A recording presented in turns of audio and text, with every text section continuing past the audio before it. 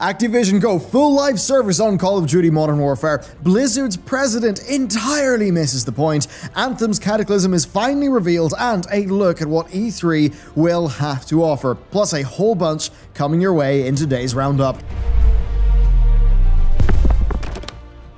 Hey everyone, and welcome back to another edition of the Roundup, our twice per week gaming news show. This one's pretty darn dense. There's something from basically every major publisher, and I've got a special little surprise for you at the end. But okay, without further ado, we're going to kick it off with a promising update on loot boxes. Yes, so back in December 2017, Apple mandated that anyone selling loot boxes in apps on their ecosystem had to disclose the odds of the loot boxes for fairness and transparency. We've since seen the same thing happen in a number of places, with it actually being written into law in China, and then we've also seen some games do it of their own volition, like Apex Legends. Well, now Google have finally caught up. In a recent policy update for Google Play, among with doing some more guidelines around hateful and sexual content, it mandates that, quote, apps offering mechanisms to receive randomized virtual items from a purchase must clearly disclose the odds of receiving those items in advance of purchase.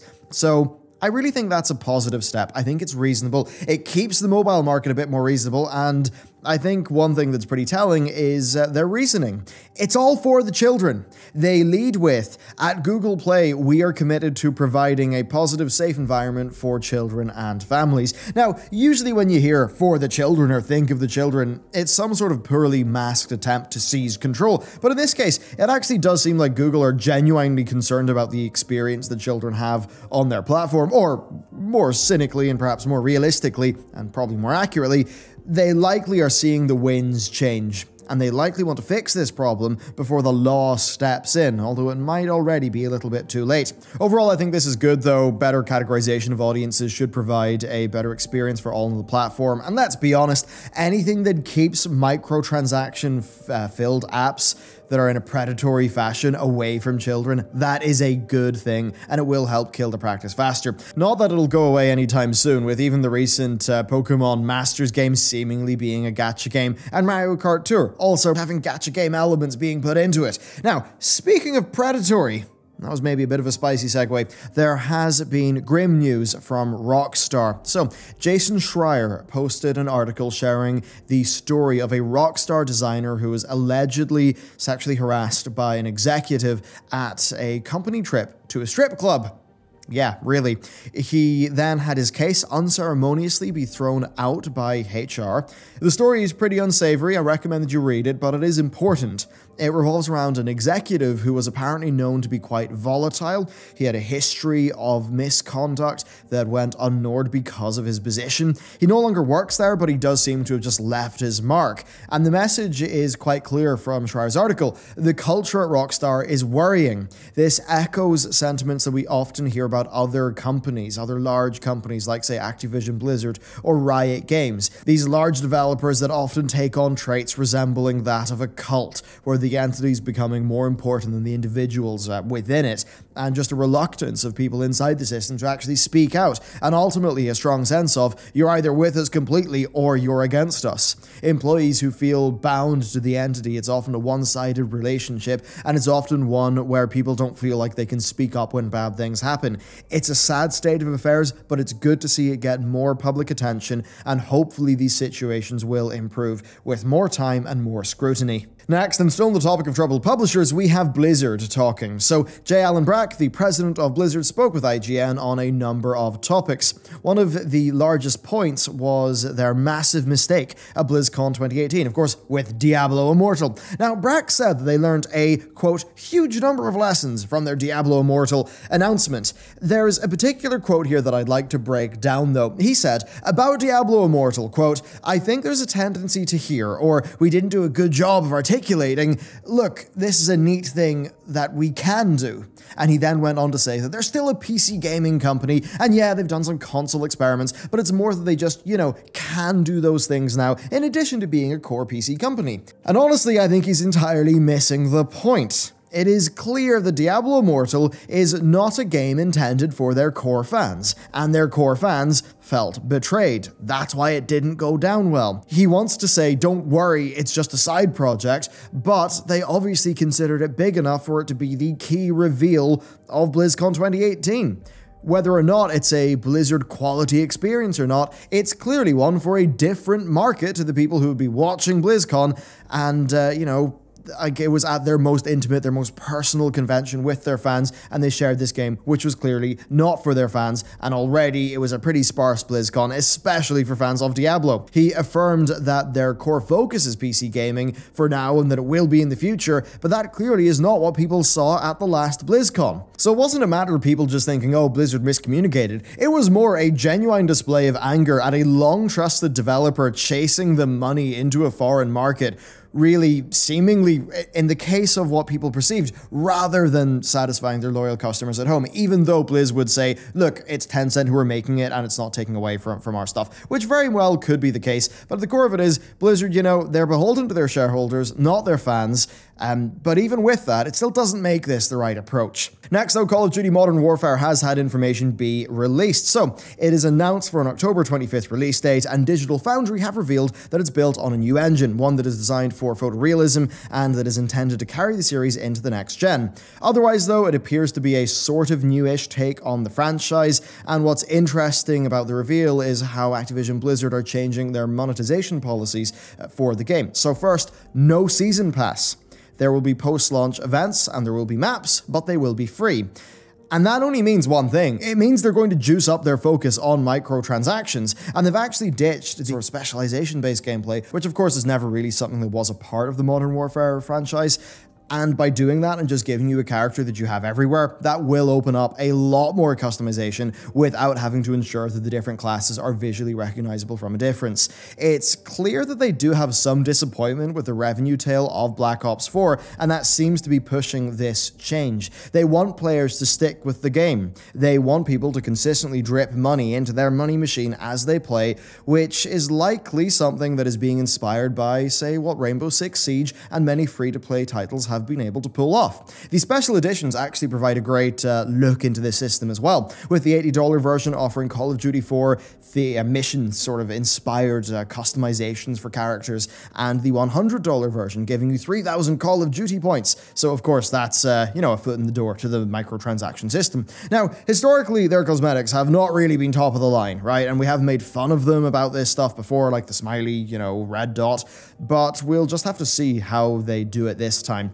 There is only one issue though. For this to happen, they have to succeed where Battlefield 5 failed. They need timely content updates, something that proves to be challenging for a lot of devs. Sadly though, and given that this stuff is where the money is, the industry problem of developers being crunched around the calendar to keep players engaged with a mountain of content, that's not going to go anywhere soon, and I have to wonder if that's pretty much what they'll be doing here. Although that said, they generally have been pretty decent with getting their, actual paid map packs out, so it could be that they already do have a good workflow for producing loads of maps, because that has been just a regular part of their cycle for quite some time. And it seems like this game will have not faced some of the similar issues that Battlefield 5 faced. Overall, though, I've got to be honest, I like the Modern Warfare games. Call of Duty 4 was a great game. Narratively speaking, it was actually more intelligent than you'd initially think. It was pretty critical, and I'm actually excited to see what similar ideas will do with their new engine and maybe more refined storytelling. So as much as there's a lot of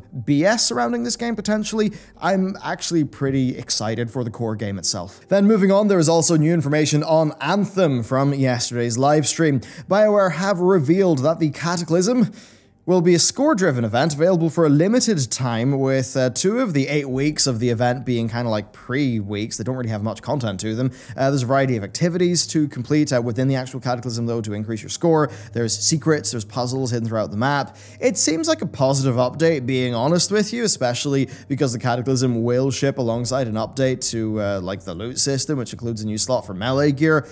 Ultimately, though, it doesn't really appear to be an overhaul. It doesn't seem to be what Anthem really needs. It's just an additive thing rather than a sort of a really revolutionary thing. But I suppose for people who still enjoy the game, all 7 of them, this will be more content to go and play, and it seems like it could be a bit more imaginative. The high score stuff, on paper, that could provide some nice intrinsic replayability. Saying that, there doesn't seem to be much special about the game, and it doesn't really paint a great picture for people who expected it to evolve into something more, although I do believe that that is something that will be more in the 6-month timeline. Next, let's talk about E3, because we actually have a decent idea what we're going to see at the convention. It looks like attitudes towards E3 are changing, though. Perhaps they finally understood that players actually just want to see substance instead of vague promises. Saying that, while EA and Ubisoft have revealed their lineups completely, Phil Spencer of Xbox dropped a pretty big one on Twitter yesterday, saying that Microsoft will have 14 Xbox Game Studios first-party titles at E3 this year. That is more first-party titles than they've ever had, apparently. Now, for those who are not fans of the Xbox console, this is still exciting news, given their new approach to games. It's actually very likely that all 14 of these games will be available on the PC, not just on the Xbox, and seemingly on Steam as well, based on what we covered in yesterday's report. So overall, a very good thing for Microsoft. Then another thing that we now know for sure is that Square Enix's headline act is Marvel's Avengers. We already know that they have Final Fantasy VII to show us, so finally getting some news on this long-awaited behemoth of a project certainly is reassuring. After all, Square Enix are not known for quick and easy development, and they've historically been at odds with their Western studios. Crystal Dynamics, though, well, they have consistently pushed the visual fidelity envelope with Tomb Raider, so expect this to steal the show in terms of just sheer spectacle.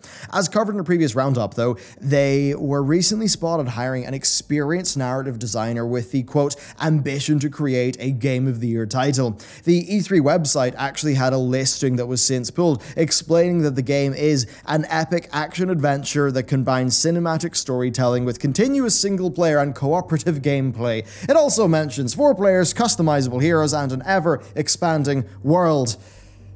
It all sounds rather familiar, doesn't it?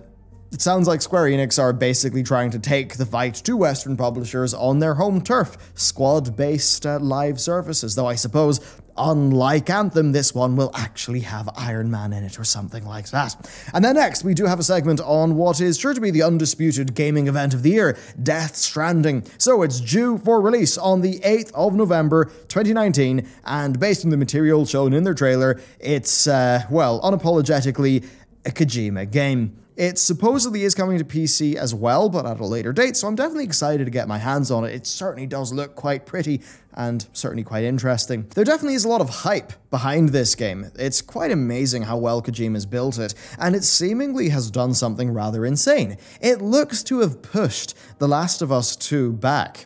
According to Jason Schreier, The Last of Us 2 was originally scheduled for a fall release, but has since been shifted to early 2020. I suppose we will find out more this coming week, and I suppose the timing could be a coincidence, but it's pretty obvious that Sony would not want, their exclusives competing with each other. It's hard to know exactly which game would take precedence in a situation like that, but the holiday release window certainly is popular for a reason. Death Stranding dropping in November is going to guarantee a lot of sales, whereas I think The Last of Us 2 is a safe bet any time of the year, just based on how much people really want that game given The Last of Us 1. I'm sure Naughty Dog are, of course, also more than happy to have a little bit more time to polish it up as well. And we're going to close today's episode off with a bit of a laugh. Okay. OpenAI released a language model back in February. Just recently, an engineer, Adam King, released to the world his experiment, Talk to Transformer, a neural network that completes text for you. So to try it out, I gave it a simple prompt: Death Stranding. This, word for word, is what the AI returned. Death Stranding, the game that started it all, was released on PC by EA a year prior to Metal Gear Solid. That makes it 2 games set in similar historical times, though a different era. In the mid-80s, when Metal Gear Ground Zeroes first appeared on the PC, we had not seen any kind of full-priced console sequel. As such, it's came a long way since then. It sold over 15 million copies, counting for 50 million downloads. But since its release, its original development team and publisher are not working again, and neither is Metal Gear creator Hideo Kojima. Konami has made it clear that this is in no way an official sequel, and that nothing further is planned, but Konami has said that it's still in talks to bring the Metal Gear to future consoles. Despite this, there are still people who think that they can pull this all all together in the making of one game, with many people still arguing about whether or not Silent Hill 2 could have been the first full-price mobile title on the West, as well as what kind of ending would come with a full-priced port to console. Even more debate is coming. For gamers out there, that's just not acceptable. Konami's own CEO and president, Hideo Kojima has said, and that's where it ends. That is where the AI kills it. I feel like this neural network is pulling directly from an alternative universe. An even more confusing one than our own. So with that, I hope you enjoyed that little tidbit and today's roundup. E3 certainly is turning out to be an exciting time, even if we're not going to be much focusing on the next console gen. For all the negativity surrounding the industry as of late, I think this E3, it just, could end up being more games than ever, and I think that would be a great thing. That is, of course, if Epic don't, obliterate the headlines by announcing a dozen exclusives at the PC Gaming Show, which I'm sure we'll all have to cover out of obligation. But anyway, let me know what you think about today's show. Thank you very much for watching, and with that, I'll see you next time.